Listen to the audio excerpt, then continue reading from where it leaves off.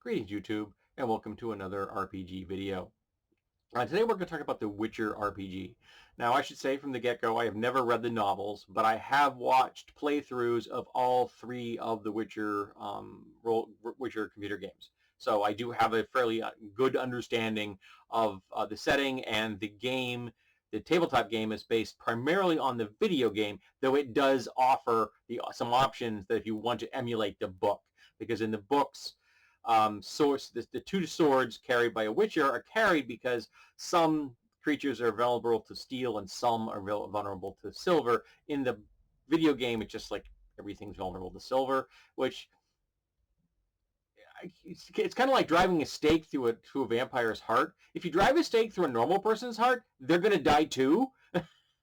So, yes, you're going to put more wear and tear on your silver sword, but it would still be just as effective against the human, I think, as a steel sword. But if you like the idea of having a sword for each occasion, I will never argue with that. You know, carrying two blades. I carry multiple tools on me every single day of my life in my EDC carry. So I fully appreciate having tools available to you at all times. I carry a knife and a multi-tool because there are times you just need a knife. And I went into it knowing what the setting was. And there's a lot about the Witcher setting that isn't my jam. But it is a really fun game to watch. It gives quite a bit of options to the player. And Geralt's a cool character, and the supporting people, the supporting character he knows are also very interesting. There's a lot of depth in these people, and I appreciate that. The system in this tabletop role-playing game is D10 based, and it's a pretty elegant system. You have stats, and the stats, by and large, go from 1 to 10, 10 being the top and 1 being the least, the lowest. And you can go slightly above that if you have some kind of ancestral bonus, like if you're from a particular species, or if you're a Witcher, who aren't a species, but they are their own thing. They're essentially magical super soldiers. By the way, I'm kind of assuming you understand The Witcher if you're listening to this. If you don't have a background in The Witcher, you might want to go look it up. I'm not going to cover all aspects of what The Witcher setting is. I'm just talking about the mechanics and the things I did and didn't like about my read of the book itself. The mechanic, again, is you have your stat, which is, again, 1 through 10, and then you have a skill in different things, and that can also be, for the most part, 1 through 10, though it can go higher if you have certain abilities. And you stack them for your role to achieve something. So if you're trying to attack, you're going to be using whatever weapon you have. Say you have a skill of 5 in that, and you have a strength of 6. That's an 11. So that gives you your score that you're going to be trying to beat, which means it's much...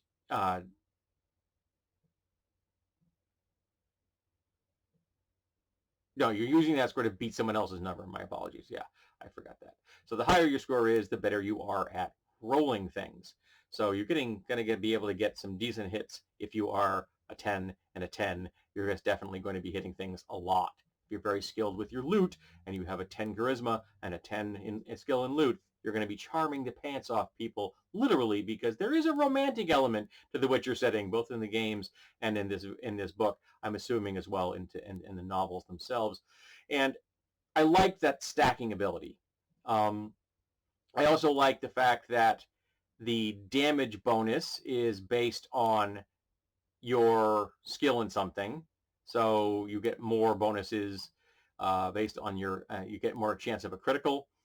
So you have more criticals, and depending on how successful you are at a critical, you have more damage bonus, as well as doing other types of impacts on a person if you get a critical roll.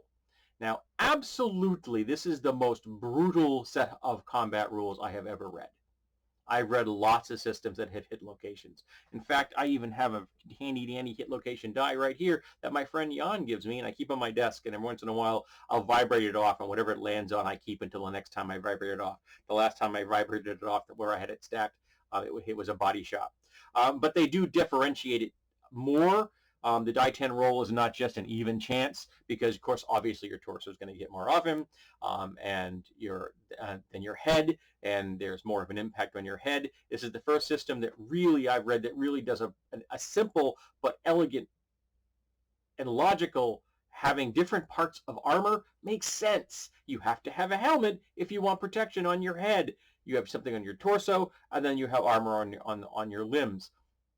It just makes sense. They also have armor that makes sense in the sense that it's real world. Most people wear padded armor. Why? Because it's cheap. It's livable. It's armor that you can live in. Most people don't walk around in chain. Why? Because most places wouldn't let you. But also, it's cumbersome as all hell. Most people just aren't allowed to walk around a town in plate armor. That just doesn't happen. High fantasy settings that show pictures of that drive me insane. The Witcher's world feels real in that regard. Now, I mentioned criticals. There are different levels of critical in this. I believe there are 4. And even the lowest level of critical, simple, is going to leave your character with a permanent disability. You read that right. You're going to have a disability you are never going to get rid of. Admittedly, if it's just a simple critical, it's not going to be overly complex. If it's a deadly critical, this could be crippling. And I mean that literally. You could lose a limb. You could suffer brain damage.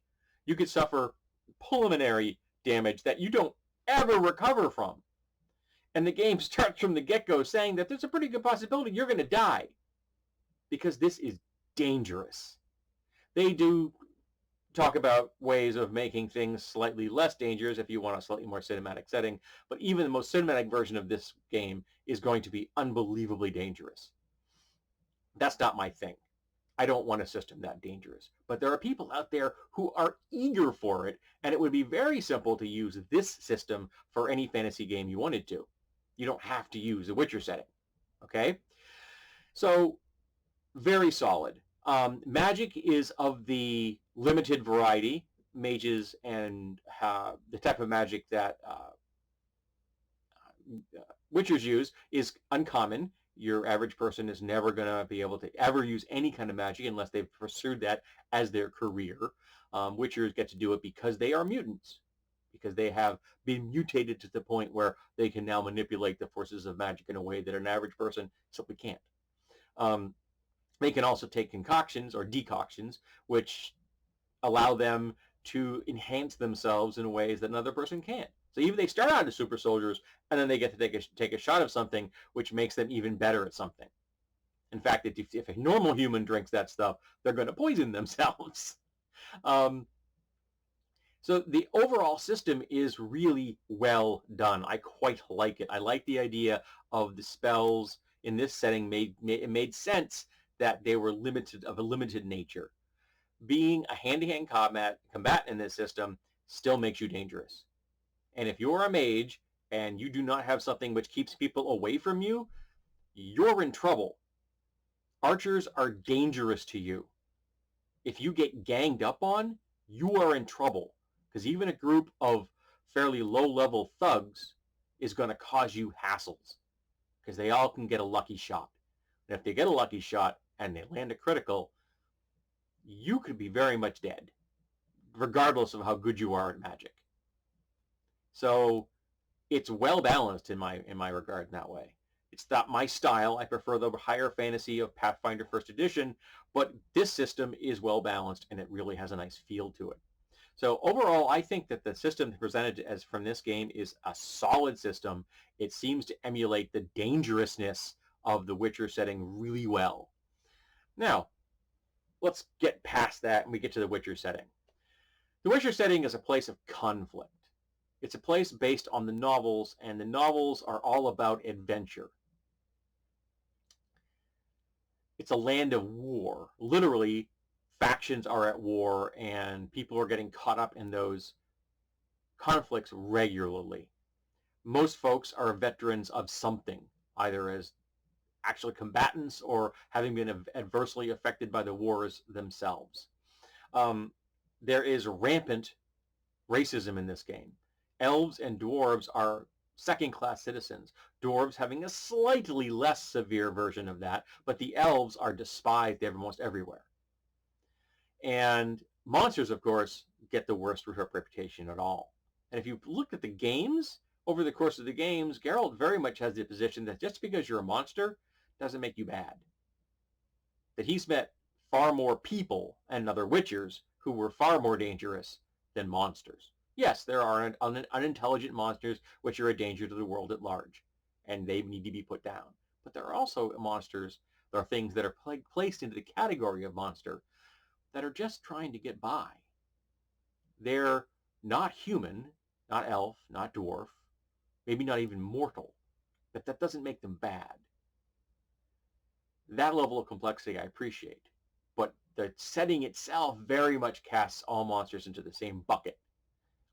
And so the general public has a really negative view on it. In fact, the public has a very negative view of Witchers themselves. At one time, they were considered valuable resources because they could fight monsters. But as monsters became less prevalent, they're seen themselves as being aberrations, things that you don't want around. I mean, they have freaky eyes. They tend to have some other physical characteristics that are unusual. Geralt's got white hair. They live a really long time, which gives them that mysterious kind of, eldritch vibe about them. They're sterile. There are things about them that make people uncomfortable because they're just not ordinary. They're not just your buddy down the block that's the butcher. They're a roaming warrior who goes out and kills things. Some just kill monsters. Some kill anything that you hire them to kill. But also the racism in the setting I'm just tired of. I'm really tired of settings that bake in racism of humans towards fill in the blank. Or the elven dwarf thing. I have never understood the elf-dwarf conflict. Never. They literally live in different parts of the world. They would have no interaction whatsoever except for trade if they wanted to. I've never understood that. I'm like, I know that it came back from, the stock and trade of classic high fantasy novels, but I still find it tiresome now. It's 2021. I'm sick of it.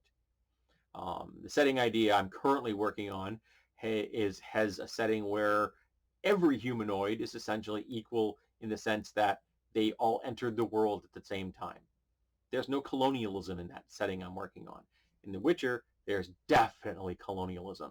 Another thing I'm really tired of. I'm sick of seeing colonialism again and again and again. We have enough of the ramifications of colonialism in the real world. I want a setting where it doesn't exist because I want a break from it. And this Witcher setting has all these tropes in it. Colonialism, racism, bigotry, prejudice, and I see enough of that every day. And I don't want the good folk to be engaged in it. If somebody engages in racism or bigotry, I want them to be cast as the bad guy because they are.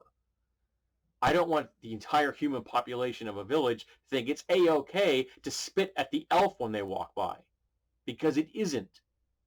Just because everyone's doing it doesn't make it right. All right, I rambled on enough. I don't like the Witcher setting, but I think the system is solid. So if you're looking for quite possibly the deadliest fantasy system I've ever seen, go give it a look. The magic system works well. Again, it's all skill-based. There are ramifications if you screw up, and there can be a cost to the caster, which again balances things out quite nicely. You have a tiered set of spells that, again, the Witcher system repeatedly uses the tier system, and that makes sense. You can only use a certain tier. There's a 4-tier system, and that makes perfect sense. You have to move your way up the ranks till you can handle the higher level spells. Lots of systems use that, but this is not necessarily level based. They say they just break them into tiers. Technically you say they're first, second, and third and fourth level spells, but they just call them tiers here. So yes, this is a system where magic is powerful, combat is dangerous. The system seems to work really well. I just am not enamored of the setting. Um, but if you like the idea of emulating the Witcher game, and I guess the Witcher novels can also be emulated as well. I didn't read them. I'm not going to. Definitely check this out. I don't think you'll be disappointed.